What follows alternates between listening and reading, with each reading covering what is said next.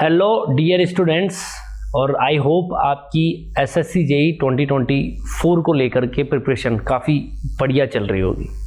जिन बच्चों के marks CBT 1 के अंदर काफ़ी अच्छे आ रहे हैं और वो तैयारी उन्होंने स्टार्ट भी कर दी होगी CBT 2 के लिए।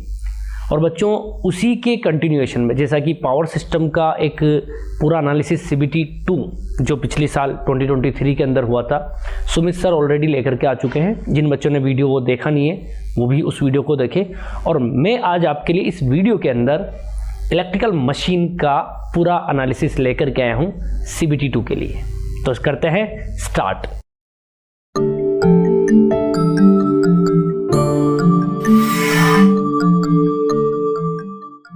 तो बच्चों अगर मैं बात करूं आपसे SSC JE CBT 2 2023 paper analysis की, तो बच्चों सबसे पहले मैं यूनिट नंबर 1, मैंने इसको यूनिट्स में डिवाइड किया है। यूनिट नंबर 1 जो हमारा ट्रांसफॉर्मर का होता है, 3 phase, single phase, auto transformer सारे आ जाते हैं। तो मैंने ये एनालिसिस किया है कि टोटल ट्रांसफॉर्मर के 5 क्वेश्चंस आपके इस CBT 2 एग्जाम में आए थे, जिसके अंदर लॉसेज एंड एफिशिएंसी से थ्योरेटिकल क्वेश्चन, जैसे कि मैक्सिमम एफिशिएंसी की कंडीशन क्या होती है, कौन से लॉसेज जो होते हैं वो नो लोड लॉसेस होते हैं, इस तरीके से क्वेश्चन आया था। वो भी थ्योरेटिकल क्वेश्चन था। 2 क्वेश्चन आए थे। न्यूमेरिकल क्वेश्चन 0 हैं। न्यूमेरिकल क्वेश्चंस एक भी नहीं आया था ट्रांसफार्मर से। उसके बाद अगर मैं बात करूं बच्चों, टेस्टिंग से भी एक क्वेश्चन आया था, लेकिन वो भी थ्योरेटिकल था। ऑटो ट्रांसफार्मर का भी एक थ्योरेटिकल क्वेश्चन आया था, ठीक है। और इसकी जो कंस्ट्रक्शन से रिलेटेड था वो भी एक क्वेश्चन आया था। मतलब बहुत बेसिक लेवल के क्वेश्चंस यहाँ पर पूछे गए थे। और जैसा कि पिछली बार ही यहाँ पर CBT 2 का चलन स्टार्ट हुआ है एसएससी जेई के अंदर, तो ये काफ़ी हेल्पफुल आपके लिए रहने वाला है, ठीक है बच्चों। तो ये पूरा ट्रांसफार्मर का मैंने आपको एनालिसिस बता दिया। टोटल 5 क्वेश्चंस आपके आए थे। उसके बाद अगर मैं बात करूं इंडक्शन मशीन की, जिसके अंदर इंडक्शन मोटर और इंडक्शन जनरेटर दोनों हम लोग पढ़ते हैं, ठीक है। सिंगल फेज इंडक्शन मोटर भी मैंने इसी के अंदर इंक्लूड किया है। और आप देखो तो टॉपिक जो था स्टार्टर्स, जो इंडक्शन मोटर के स्टार्टर्स होते हैं उनसे एक क्वेश्चन आया था, वो भी थ्योरेटिकल क्वेश्चन था बच्चों, ठीक है। बाकी सिंगल फेज इंडक्शन मोटर जैसे कैपेसिटर स्टार्ट, जो कैपेसिटर रन मोटर होती है, इस तरीके की जो मोटर थी उनकी वर्किंग से रिलेटेड थ्योरेटिकल क्वेश्चंस आए थे टोटल आपके 3। तो यहाँ से थ्योरेटिकल टोटल आपके 4 क्वेश्चन बने, न्यूमेरिकल तो 0 ही था अगेन।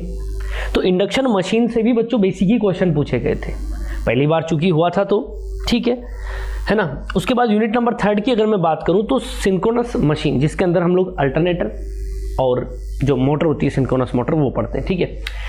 एप्लीकेशन बेस्ड की सिंक्रोनस मोटर का एप्लीकेशन कहाँ किया जाता है, ओवर एक्साइटेड सिंक्रोनस मोटर का एक क्वेश्चन आया था, वो भी थ्योरेटिकली था। सिंक्रोनस कंडेंसर सभी लोग जानते हैं, पावर फैक्टर करेक्शन के लिए काम में लेते हैं, ठीक है।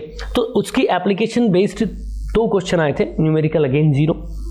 वोल्टेज रेगुलेशन, हाँ बच्चों ओपन सर्किट कैरेक्टरिस्टिक बना रखे थे, ग्राफ बना रखे थे, है ना। एक फेजर डायग्राम आया हुआ था वोल्टेज रेगुलेशन में जो हम लोग पढ़ते हैं अल्टरनेटर का, है ना। तो ये 2 क्वेश्चन तो ये आ गए थे। मतलब 3 क्वेश्चन आपके जो थे वो वोल्टेज रेगुलेशन से आए थे, जिनमें हम लोग जो 3-4 मेथड पढ़ते हैं उन्हीं से जो है ये बेस्ट क्वेश्चन आए थे, जिसमें 2 क्वेश्चन मैंने आपको बता भी दिए हैं।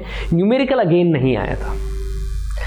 अगर मैं बात करूं स्टार्टिंग ऑफ सिंक्रोनस मोटर की, तो डैम्पर बार का क्वेश्चन आया था। डैम्पर बार के क्या क्या काम होते हैं तो आप जानते हो, हंटिंग और स्टार्टिंग के लिए काम आती है, ठीक है। तो इस तरीके से यहाँ पर एक इसकी स्पीड निकालने का एक 120F/P वाला जो फॉर्मूला था, बहुत बेसिक क्वेश्चन यहाँ पर आया था, तो वो भी मैंने स्टार्टिंग के अंदर ही डाला है, ठीक है।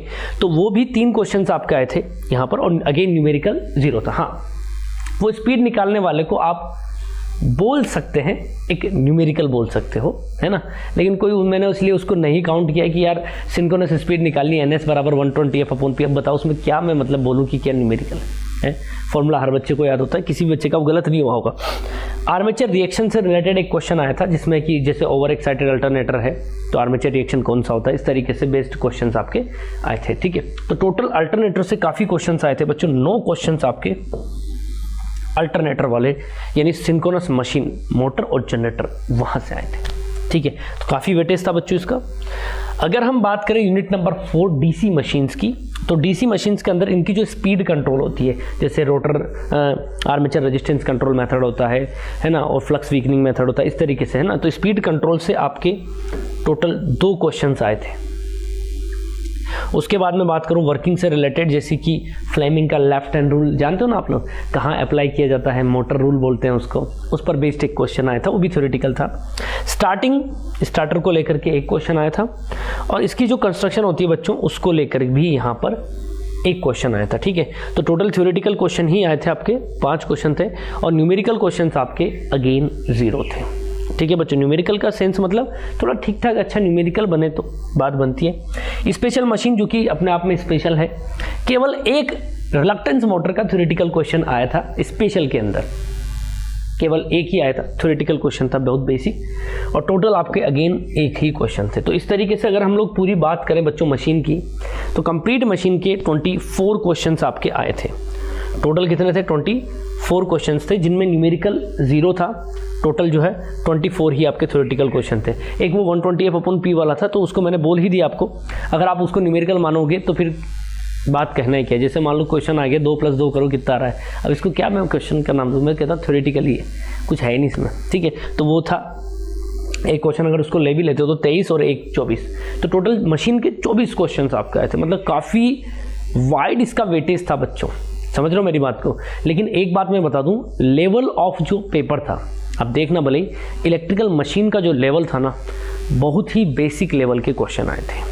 ठीक है, अब मैं आपको एक सजेशन जो देना चाहता हूं बच्चों, आपके लिए मेरा सजेशन यही है कि अगर आप प्रिपरेशन कर ही रहे हैं CBT 2 की, तो इससे अपना रिजल्ट क्या निकले, कंक्लूजन्स क्या निकले, मेरी बात को ध्यान से समझना कि पहली बात तो थ्योरेटिकल क्वेश्चंस ज़्यादा आए हैं पिछले बार में, है ना। लेकिन इस बार यूँ मत मानना कि थ्योरेटिकल ही आएंगे। अब भाई अगला साल पहली बार था, अब दूसरी बार आ रहा है, तो नो डाउट मुझे मतलब ऐसा लग रहा है कि नो डाउट मशीन का वेटेज इतना ही रहेगा, लगभग जो है 24 से 26 क्वेश्चन के आसपास रहेंगे मेरे अकॉर्डिंग। लेकिन आप केवल थ्योरेटिकल को ही ना फॉलो करें, आप कुछ न्यूमेरिकल्स को भी करके जाएं, क्योंकि हो सकता है इस बार 5-7 आपको न्यूमेरिकल देखने को मिल जाए।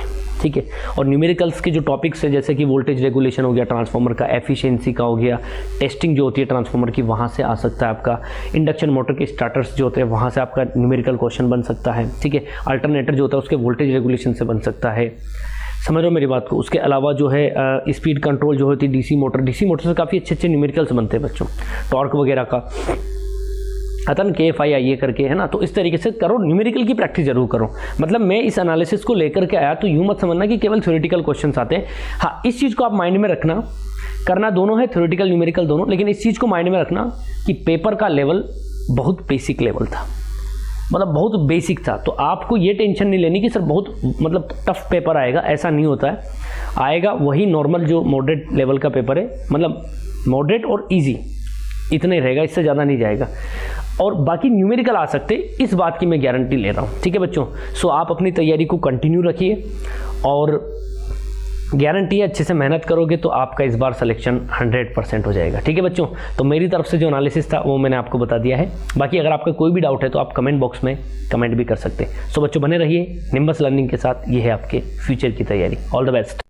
If you really like the video, please hit the like button, share the video, subscribe to our YouTube channel and press the bell icon for the latest updates. Thank you.